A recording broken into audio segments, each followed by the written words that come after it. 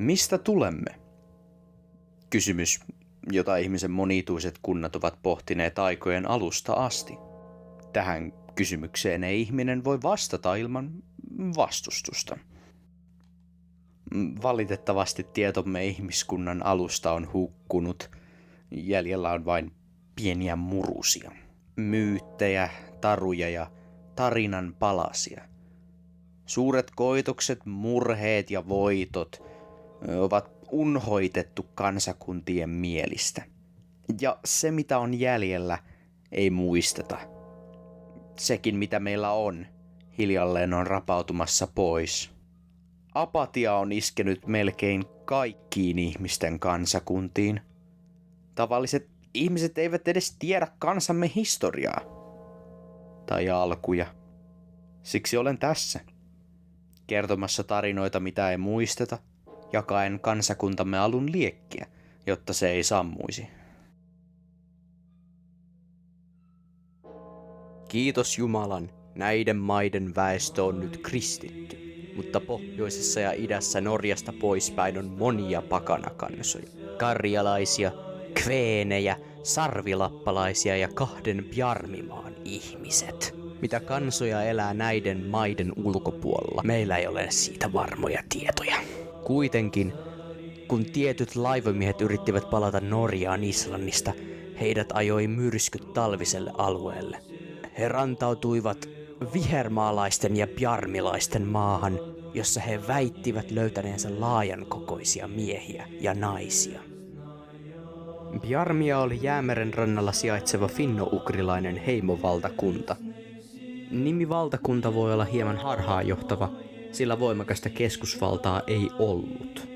Valtayhteisössä oli päälliköillä, ja jokainen täysikuntoinen mies täytti monta työsarkaa, oli kyseessä sitten ruoka, uskonmenot tai asevoima. Maa sijaitsi Permin alueella, Kuolan niemimaalla myötäillen Vienajokea. Heimon vallan pääasema oli Cholmogory, nykyisen Arkangelskin kaupunki. Paikan väestö tuli toimeen kaski- ja pyydystoiminnalla. Maanviljely, karjanhoito, metsästys ja kalastus toivat heimolle ravintoa, millä pysyä rajut pohjoiset talvet hengissä. Heimovaltakunta syntyi todennäköisesti 600-700-luvulla jälkeen Kristuksen syntymän finno-ugrilaisten kansojen yhteenliittymästä, joita myöhemmin ulkomaalaiset kutsuivat bjarmialaisiksi. Heistä ovat ulkomaalaiset kirjoittaneet, että bjarmit olisivat suomalaisten kaikista heimoista sivistyneimpiä. Heillä on kaupunkeja, rikkauksia ja temppeleitä, missä suorittavat omia menojaan. He kävivät kauppaa monista asioista, ryöstäen tavaraa, mitä kotoa ei löytynyt. Turkiksia, pronssia, keramiikkaa, työkaluja, suolaa, puutavaraa, kalaa ja niin edelleen. Tärkein heidän kauppatavaroistaan oli turkismyynti, ja se etenkin määritteli heidät kansankokonaisuutena muille ulkomaalaisille.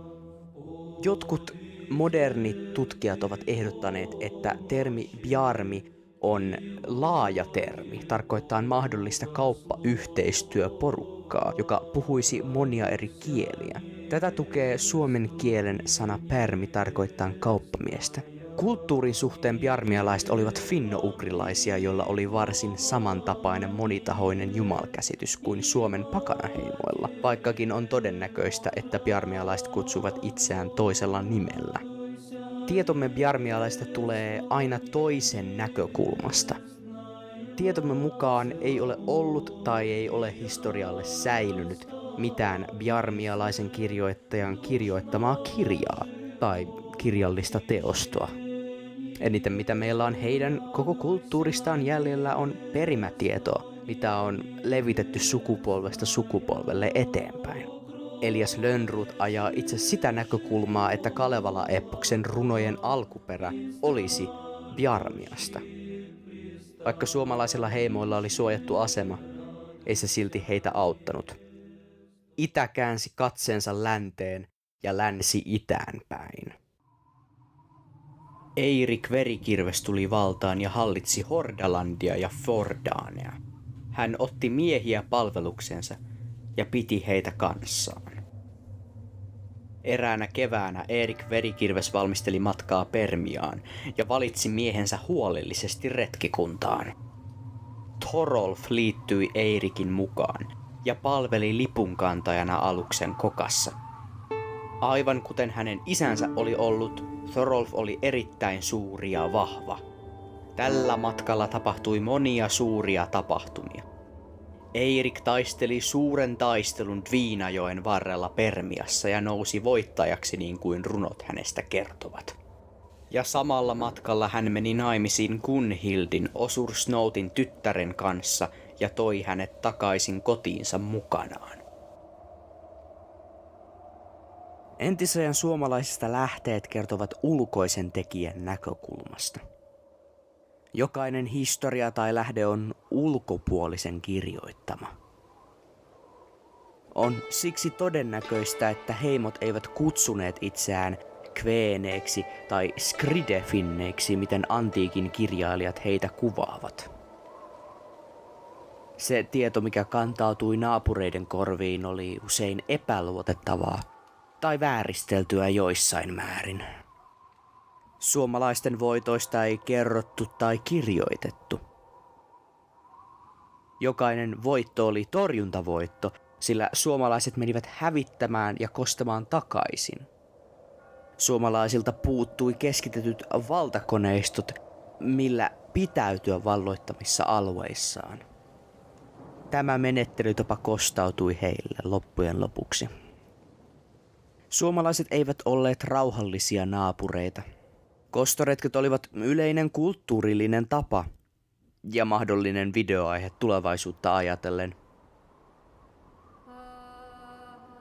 Englannin kuningas Alfred sai vuonna 890 jälkeen Kristuksen tietoja Orosiuksen maailmanhistoriaan pohjoisen oloista Pohjois-Norjassa asuneelta viikinki Ottarilta.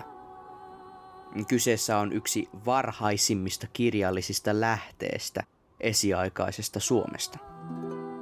Ottar puhui maasta nimeltään Kvenaland, joka tarkoitti selvästi rannikkoaluetta Pohjanlahden perukan ympärillä. Hän myös puhui alueen asukkaista, kvenes, kveeneistä, jotka toisinaan kävivät norjalaisten kimppuun, toisinaan niin tekivät norjalaiset. Suomalaisheimot joutuivat tekemisiin viikinkiretkeilyn kanssa kahdelta taholta, etelässä ja norjalaisten Lapinverotuksen ja Bjarmialandian matkojen kanssa. Idän puolelta slaavilaiskansat itse alistivat verotusoikeuteen suomalaisia heimoja. Jatkuva retkeily ja taisto veivät veronsa. Oli sitten uskonto tai valtapoliittinen pyrkimys, suomalaisheimot hiljalleen tuotiin lännen tai idän yhteyteen. Heimon loppujen lopuksi hävittivät etelän slaavilaiset 1200-luvulla. Jatkuvat kostoretket heikensivät ukrilaisia kansoja ja lopulta Bjarmia alistettiin verotusoikeuteen Novgorodin kauppatasavallalle. Loppujen lopuksi kansa slaavilaistui tai heidän jälkeläisensä muuttivat länteen päin.